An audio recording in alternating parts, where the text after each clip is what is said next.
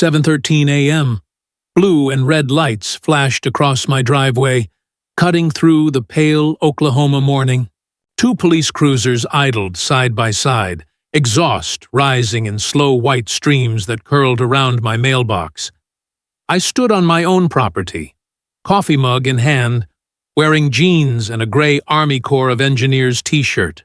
The steam from the mug drifted toward the cruiser lights like it was trying to get away from the tension. Across the street, there she was, Dedra Kensington, arms folded, sunglasses reflecting the chaos she'd created, designer blazer, hair shellacked into perfection, lips twisted into a smug little smile that said checkmate. She thought this was the moment she'd win. She'd called the cops 4 hours earlier, claiming there was a dangerous squatter refusing to leave the property. What she didn't mention was that the squatter had a deed, a paid-off mortgage, and a clear conscience. I wasn't dangerous. I was a 54-year-old veteran who wanted to build a workshop and live in peace. When the first officer stepped out, hand resting near his belt, I raised my free hand slowly. "Morning, officers," I said. "You're here because Mrs. Kensington called, right?" He nodded once. "We got a report of trespassing on HOA common property. Also, a verbal threat complaint." "Figures," I muttered. "You mind if I show you something before we start talking about threats?" He looked cautious, but nodded again. I walked inside, careful and deliberate, like I'd been trained. 20 years in the Army teaches you how to move when things can go sideways fast. I came back with a folder thick enough to stop a bullet, survey maps, county plats, title deed, even an email thread with Dedra herself. I spread them across the hood of his cruiser, metal cold under my hands, paper edges lifting in the soft breeze. The officer, Sergeant Pacheco, according to his badge, flipped through the pages, quiet and focused. Dedra stayed 40 feet back, pretending to check her phone, pretending not to watch me destroy her little drama. After a few minutes, Pacheco sighed and looked up. "Ma'am," he called to her. "This looks like a civil issue, not criminal trespass. He owns the property." Dedra stiffened. "I pay your salary, Sergeant. You're telling me you won't enforce community standards?" Pacheco shut his notebook, calm as a mountain. "Ma'am, I don't enforce HOA bylaws. If you think he's breaking a civil contract, hire a lawyer." She turned bright red, spun on her heels, and stormed to her Lexus. The tires screamed against the pavement as she tore out of the cul-de-sac. The smell of burnt rubber hung in the air like victory perfume. Pacheco gave me a card. "Off the record, sir. Document everything. These things escalate. Every letter, every visit, every word," I nodded. "Roger that." When they drove off, I stood in the driveway for a long minute, coffee cold in my hand. My garage behind me gleamed with morning light, the smell of sawdust and motor oil mixing with fresh-cut grass. This wasn't about HOA rules anymore. Dedra had just tried to weaponize law enforcement against me. I'd seen that kind of power play before, just not in suburbia. 4 months earlier, when I bought this land, it was outside Pinewood Estates, 3.2 acres of freedom, a 150-year-old oak out front that creaked like a ship's mast in the wind, a detached garage I was turning into a machine shop. I'd checked the maps, triple-checked the boundaries. The HOA line ended 200 feet east of my driveway. And yet, 3 weeks after I moved in, I got a certified letter. Envelope thick and waxy, the kind that smells like toner and entitlement. Fine, $2,500 for an unapproved structure. I remember laughing out loud in my kitchen. "You've got to be kidding me." I emailed Dedra right away, attached my survey, deed, and a legal opinion from a paralegal buddy who owed me a favor. "Not in your HOA, Mrs. Kensington. Kindly stop sending false notices." 2 days later, she showed up herself. Clipboard, sunglasses, phone camera recording as she circled my property like a vulture measuring its meal. Unapproved modifications, she said. You're setting a bad precedent for the community. I told her to leave. 3 weeks later, new letter, new fine, now $5,000 plus $150 per day in penalties. She threatened foreclosure. That night, my neighbor Reuben came over, ex-machinist, retired, the kind of guy who drinks beer slow and listens faster. She's bleeding you dry, brother, he said. That's the game. Make it too expensive to fight, I smiled. Guess she picked the wrong guy.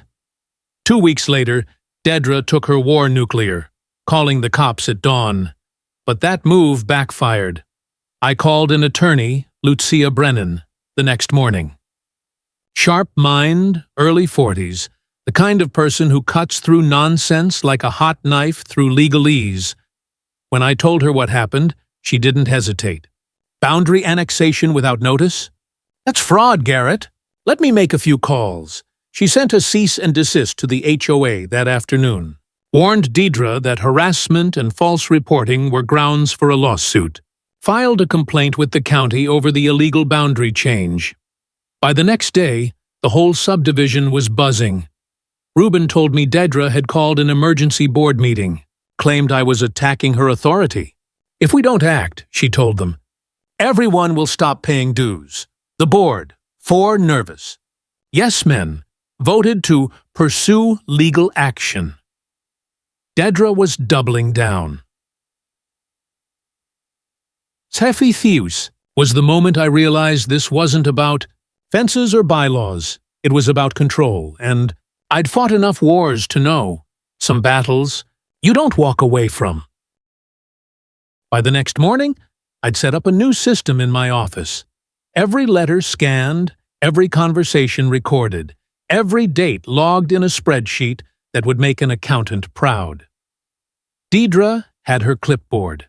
I had my documentation. Lucia called me 2 days later.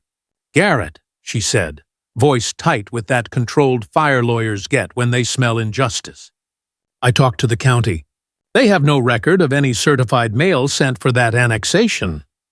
So it's illegal? Not just illegal, she said. It's void. Every fine, every notice, they're standing on air.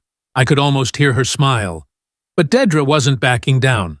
The following week, I found 2 men on my property, both wearing safety vests and holding clipboards. They claimed to be HOA compliance inspectors. Morning, one said. We're here to photograph potential violations. Violations of what? I asked.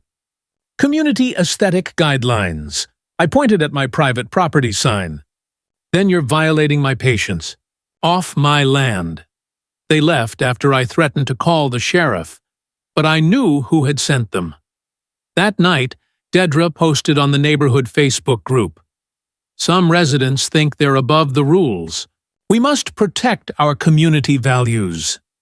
The comments filled with little digital nods of approval, people too scared or too polite to ask questions. The next morning, I found orange stickers plastered across my garage, mailbox, even my truck. Code violation, unauthorized structure, fines apply. Each one left a gummy residue that took an hour to scrub off. The smell of cheap adhesive mixed with my anger. I started installing security cameras that night. 6 in total. 1 pointing at the driveway, 1 at the garage, 2 at the fence, 1 facing the oak tree, and 1 hidden under the porch light. Everything backed up to the cloud. By week's end, I had my first real catch. One of Dedra's inspectors using my trash cans as a step stool to peek over the fence. Reuben came over again, shaking his head. She's obsessed, man. I've seen feuds before, but this is personal. She picked the wrong soldier, I said. A few days later, Lucia called again. I'm filing the motion to dismiss today, also adding a counterclaim, harassment and abuse of process. How long until this gets to court? I asked. Could take weeks, maybe months. But Garrett, she hesitated. You need to stay calm. People like her, they push until you react. Then they use it against you. I laughed softly. Don't worry. I've been pushed by professionals. The harassment didn't stop. A week later, an envelope showed up in my mailbox. No return address. Inside was a photo of my truck parked at Home Depot with the caption, "We're watching." That one got under my skin. Not because I was scared, but because it proved she'd lost control. I sent it to Lucia and copied Sergeant Pacheco. He replied within the hour. "Keep it. That's evidence. I'll have patrols swing by more often." That Friday night, Reuben and I sat on my porch. The air smelled like rain and motor oil. "She wants you gone," he said. "You've embarrassed her." "Good," I said. "Let's see how she handles losing face in a lawsuit." He chuckled. "You sound like you almost missed the battlefield." I looked at the oak tree swaying in the wind. At least in a war zone, you knew who the enemy was. The next week brought the official summons. Pinewood Estates Homeowners Association versus Garrett Holland. Their lawyer was some guy named Conrad Trimble, the kind of man who still advertises on bus benches and grocery carts. Lucia laughed when she saw his name. "He's known for one thing," she said. "Winning through default. He scares people into not showing up. Guess he'll have to find a new tactic." We filed our response that afternoon. Then Lucia dropped a bomb. "I want discovery on their financials." "Why?" "Because Dedra's too aggressive for this to be about property lines. I think there's money involved." She wasn't wrong. 2 weeks later, her paralegal dug up the HOA's ledgers, $140,000 in administrative fees, payments to a management company that didn't exist, a line item for Community Enhancement Consulting, paid directly to Kensington Property Services, LLC. Dedra had created a business just to drain the HOA's budget. This wasn't about order, it was about greed. Lucia's tone turned razor sharp. "We're amending the counterclaim. Fraud, embezzlement, and breach of fiduciary duty." That night, I sat in my workshop staring at my tools. The air smelled of sawdust and justice waiting to be cut loose. Reuben came by again with a six-pack. "She's finished, right?" "Not yet," I said. "Cornered animals bite hardest." He raised a brow. "You sure you're not enjoying this a little?" I grinned. "Maybe, but she's not just fighting me anymore. She's fighting everyone she's ever stepped on." 3 days later, Mallory and Travis Kent, the young couple with the toddler, showed up at my gate. They looked exhausted. "Garrett," Mallory said, "we heard you got a lawyer. Can she help us too?" Their story was worse than mine. $8,000 in fines over a swing set. The HOA claimed it clashed with community design themes. By that night, 9 other families had reached out. We met in my garage, folding chairs and coffee cups everywhere, Reuben scribbling notes on a whiteboard. The air buzzed with fear and relief. Lucia joined by speakerphone. "If this is happening to all of you," she said, "we can file a class action. But we'll need proof. Letters, fines, bank statements." Everyone nodded. You could feel the shift. For the first time, Dedra wasn't the one in control. But she found out. She always did. The next morning, each of us received a new notice. Special assessment fee, $1,000 per month for community disruption. Lucia called it what it was, extortion, and now she's crossed into criminal territory. That night, I couldn't sleep. I watched the security feeds on my phone. At 2:37 a.m., movement near the garage, a shadow, then spray paint glinting under the motion light. By the time I got outside, whoever it was gone, but my garage door screamed the word "deadbeat" in dripping black letters. The paint smelled sharp and chemical, fresh as fear. I filed the report, sent the footage to Pacheco. He texted back, "That's vandalism. We'll handle it. Keep your system running." The next morning, I stood there scrubbing paint off metal, rag catching on the rough texture. My daughter called while I worked. "Dad, Mom says you're in some kind of legal thing. Are you okay?"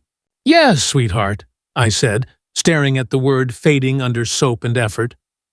I'm fine. Just handling a bully. By that afternoon, Lucia had new intel. Garrett, she said. 3 homes foreclosed by the HOA in the last 2 years were bought by Dedra's LLC, all below market value. And flipped 6 months later. I froze. You're saying this is a scam? I'm saying it's organized. We're adding RICO allegations. That night, I opened my notebook and wrote across the first page, Operation HOA, Justice Phase. The soldier in me had reawakened, and this time, the battlefield was a cul-de-sac.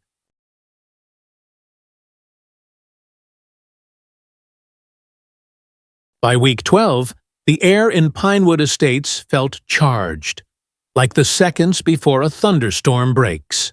Neighbors waved less. Curtains twitched when I drove by. Dedra's Lexus still patrolled the streets like a shark, but the confidence was gone. She could feel the tide turning. Lucia called one morning, her voice calm but electric. The county clerk confirmed it. The annexation map Dedra filed, it was altered after submission. Someone replaced the signature page. Forgery? I asked. Forgery, she confirmed. We've got her. It was one of those rare moments where silence carries more weight than shouting. I just sat there at my workbench, listening to the buzz of the fluorescent light, feeling something I hadn't in months, peace creeping back in. The next day, the Tulsa Gazette ran a headline that hit like artillery fire.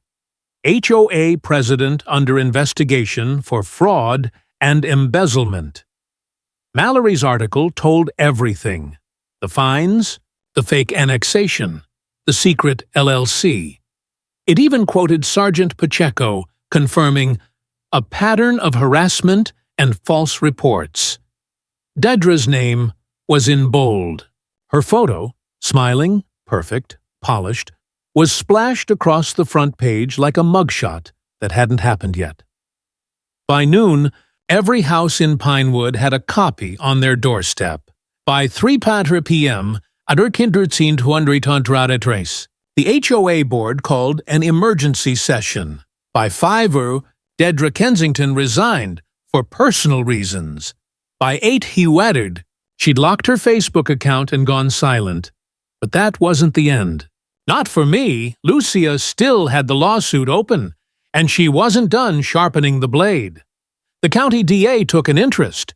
So did the Oklahoma Real Estate Commission. Turns out Dedra had been flipping foreclosed properties under her own name, sometimes buying them through shell companies run by relatives. RICO wasn't just a threat anymore. It was real.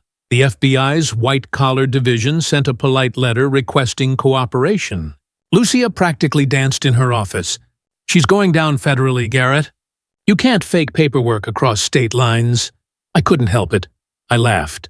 After everything, the sleepless nights, the anxiety, the police lights flashing in my driveway, this was justice, not the kind that comes from vengeance, the kind that restores balance. A week later, I got a letter, official seal, certified mail, not from the HOA, from the new interim board. They wanted to meet. I showed up at the community center. 5 people sat at the folding table. 2 of them, the same ones who'd once voted to fine me. Their eyes didn't meet mine. Mr. Holland, the chairwoman said softly, "We're sorry. We didn't know what Dedra was doing." I nodded. "You knew enough to be scared of her." She flinched, then nodded too. "We want to make it right. All lions and fines, gone. The annexation, rescinded. And we'd like your help rebuilding the HOA properly." I thought about it, about how much I'd hated this entire mess, about how many hours I'd spent fighting a war that never should have happened. But I also thought about Reuben, about Travis and Mallory, about the elderly couple nearly losing their home, so I said, "I'll help, but I don't want power. I just want integrity." The weeks that followed felt like fresh air after smoke. Reuben came by with a grin and 2 cold beers. "You're basically HOA legend now." Please don't say that, I said, laughing. You even got fan mail, he teased, handing me a stack of letters, people from other towns, thanking me for standing up. Apparently, the Gazette article had gone viral. I wasn't used to being a symbol. I just wanted peace. But peace, it seemed, came with responsibility. 3 months later, Dedra was arrested, charged with wire fraud, falsifying county records, and misuse of HOA funds. She looked smaller in the mugshot, the pastel armor gone. Lucia called me that night. You did good, Garrett. Most people would have sold, moved, or given up. You stood your ground. I smiled, sipping coffee on the porch. Ma'am, the Army taught me one thing. Never surrender home turf. That spring, the oak tree in my yard bloomed fully for the first time since I'd moved in. Its branches creaked softly in the morning breeze, like an old ship returning to calm waters after a storm. Reuben walked over, hands in his pockets. Looks like she finally gave up. Yeah, I said. Guess every empire falls eventually.